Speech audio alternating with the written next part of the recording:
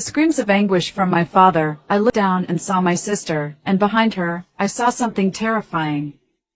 It was a macabre figure with a sinister gaze, self-proclaimed as Azazel, one of the 7 leaders of hell. In that moment, it seemed like time had stopped. No one moved, except for the entity and my father. That entity claimed to have come in response to my father's pleas. It told my father that it would bring me back, but one day it would collect payment for this favor. At that moment, my father didn't think twice. He knelt down and said he would pay any price. That's when the entity said, "It is done." At that moment, the light I was heading towards simply vanished. Something dark pulled me back into my body. As I opened my eyes, I realized I was alive, but severely injured and scared by what I had witnessed. My sister, Sarah, wrapped me in a cloak. My father, overwhelmed with emotion, said it was a miracle and hugged me with tears in his eyes. I told my father about the things I had seen, but he dismissed them as products of my imagination. A year passed, and now my task was to feed goats and sheep, as my father had stopped raising pigs after the incident.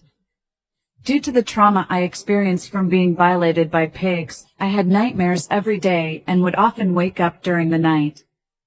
One early morning, I heard strange sounds coming from my sister Sarah's room.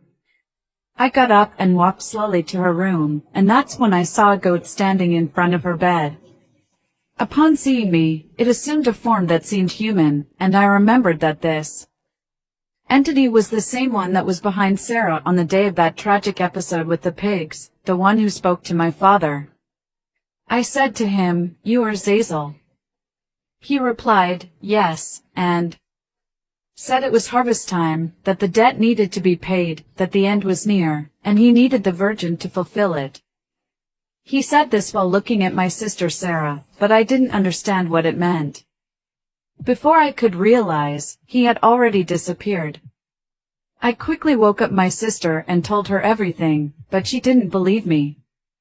She said I was still traumatized and needed to resume therapy. From that day on, I started having panic attacks. My mind became disturbed, unable to distinguish reality from illusion. My parents tried to help me, but therapy wasn't working anymore. So, they had to admit me to a psychiatric hospital, where I lived with my arms restrained and underwent electroconvulsive therapy daily.